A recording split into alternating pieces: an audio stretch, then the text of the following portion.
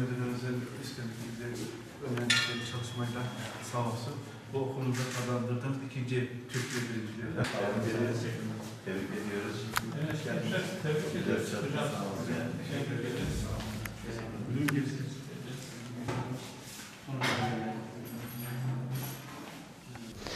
Uzun bir süredir hem pandeminin gölgesinde ciddi bir stresin altındaydık. Bu pandemi döneminde yapılan etkinlikler ya da bilimsel faaliyetler daha önemli bizim için. Çünkü yüz yüze eğitimin ara verildiği bir dönemde sizler çeşitli risklere rağmen bu projeleri devam ettiriyorsunuz ve Türkiye gibi, Türkiye'nin en büyük teknolojik yarışması olan Teknofest gibi bir yarışmada derece getiriyorsunuz. Bu fazlasıyla hem bizi motive etti hem de Malatya'daki Teknofest farkındalığını daha da güçlendirdi.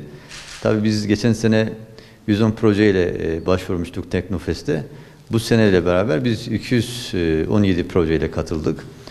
7 projemiz finale çıktı ve finale çıkan 7 projemizden 4 tane derece aldık. Bir tane birincilik, bir tane ikincilik, 2 tane üçüncülük aldık. Bu Malatya'da önemli bir başarı bence. Bir dahaki süreçlerde daha da artacağına inanıyoruz. Biz hem TÜBİTAK'ta hem de Teknofest'te Malatya'nın daha da önemli yerlere gelebilmesi için açıkçası hem çalıştaylar yapacağız öğretmen arkadaşlarımızla hem de bu öğretmen arkadaşlarımızı eğitimden geçireceğiz. Çünkü bu işin tesadüfe dönüşmemesi lazım. Kalıcı ve sistematik bir şeye dönüşmesi lazım. Ben tekrar bizlere bu imkanı sağlayan başta Sayın Valimiz Aydın Barış olmak üzere hem kaymakamlarımıza hem ilçe yöneticilerimize, okul müdürlerimize, öğretmenlerimize teşekkürlerimi arz etmek istiyorum. Bizim projemizin adı Akıllı Eczane Sistemi. Projemizin amacı mesai saatleri içerisinde veya dışarısında reçete edilmiş ilaçları robotik teknoloji yazılım kullanarak hazırlamak, barkodunu sistemden otomatik olarak düşürmek, bu ilaçları hasta akıllı eczane otomatik sistemi üzerine almalarını sağlamak. E-reçetemizden aldığımız reçete numaramızı ve TC kimlik numaramızı vererek bizim adımıza hangi ilaçların tanımlandığı, hangi ilaçları almamız gerekiyorsa bize bir liste veriyor. Ve kart bilgilerimizi yazıp ödeme yaptıktan sonra ve ilaçları ver dedikten sonra robot kolumuzun yardımıyla ilaçlar yürüyen bant sistemiyle eczanenin dışarısına veya içerisine taşınıyor.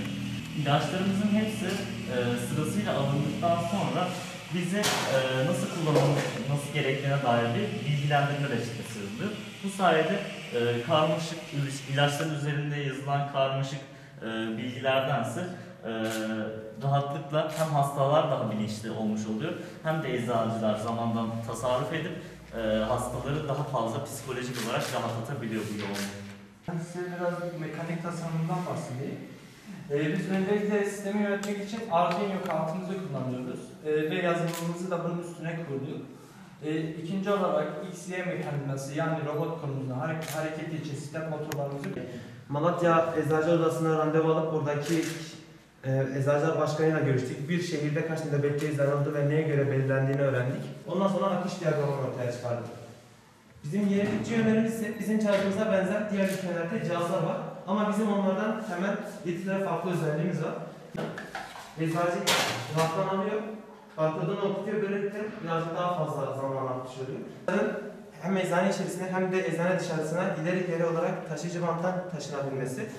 İnşallah meslek, yani bu projenin meslek listesine çıkması ayrı bir şey. Bu kadar fen lisesi, bu kadar şey var. Arada siz çıkıyorsunuz, sizin... Cihazımız akıllı eczane sistemi. Bu cihazımızı dışarıda nöbetçi eczanedeki yoğunluk olduğundan dolayı COVID-19 salgınıyla kapalı alanlara sınırlılık getirildi. Böylelikle hastalar içeri teker teker alındığından dolayı dışarıda bekliyor bazıları. Biz de bu dışarıda beklemeleri önlemek için böyle bir cihaz geliştirdik. Cihazımızda dışarı ATM gibi olduğundan gelip buraya TC kimlik bilgilerimizi girip e-reçete bilgilerimizi girdikten sonra reçetemizi sorguluyoruz ve bize hangi ilaçların olduğu gözüküyor. Bu ilaçları ondan sonra ödemelerini yapıyoruz. İsmimizi ve kart bilgilerimizi girip ödeme yap dediğimizde ilaçları ver diyoruz ve cihazımız otomatik olarak bize ilaçları veriyor. İlaçlar orada robot koldan taşıyıcı banta düşüp burada kutuya geldiğimizde ilaçlarımızı buradan alıyoruz. Ve ilaçların bize nasıl kullanacağı dair burada bir reçete çıktısı bize veriyor. Biz şöyle bir yöntem aldık. Biz bunu eczane dışlarına kurarak, aynı bankamatik tarzı etrafa kurarak insanlar eczaneye veya bankalarda nasıl bankaya gitmiyorlarsa eczanede de eczanelere gitmeden ilaçlarını alabilecekler. Bu şekilde biz sistemimizi geliştirdik. Biz 2019 Aralık yılından itibaren bu projeyi yapıyoruz. 3 arkadaşımız birbirlerimizin mekanik kısmını olsun, yazılım kısmını olsun birbirlerimizi destekleyerek aslında bu projeyi yaptık. Öğretmenlerimizden de, okulumuzdan da çok büyük destekler, çok büyük yardımlar aldık. Onlara da hepsine teşekkür ediyorum. Çok mutlu oldum yani. Özellikle birinci olduğumu duyduğumda bayağı mutlu olmuştum. Çok heyecan vericiydi.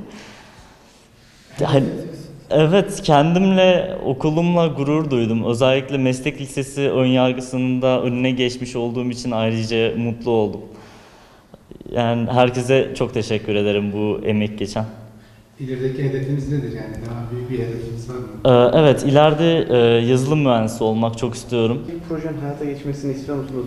Bu konuda girişimler var mı? Size iletişime geçen oldu mu? Tabii ki de iletişime geçenler de oldu. Hayata geçmesini de bir o kadar çok istiyoruz. Öğrencilerimiz 2019 yılından itibaren projemizle beraber çalışıyoruz, destek veriyorum onlara. Projemiz Teknofest'te çok büyük ilgi gördü her şeyden önce. Biz burada da yine bütün tarafların, hastaların, hasta yakınlarının, eczacıların, eczane çalışanların hepsinin görüşlerini alarak böyle bir sistemi öğrencilerimizle birlikte tasarladılar ve geliştirdiler. İstanbul'da da birçok mentor tarafından yine projemiz uygun görüldü ve geliştirilmesi ve ticariye dönüştürülmesi için çok teklifler geldi bu konuda. Öğrencilerimize aynı zamanda Teknofest'te iş teklifleri geldi, yazılım konusunda özellikle. Bu bizim için büyük bir gurur vericiydi. Çünkü böyle bir projenin orada olması, meslek lisesi tarafından yapılması, öğrencilerime iş teklifi gelmesi ve diğer üniversitelerden öğrencilerimizle yazılım konusunda çalışma yapmak istemeleri bizim için gurur vericiydi. Reçeteyi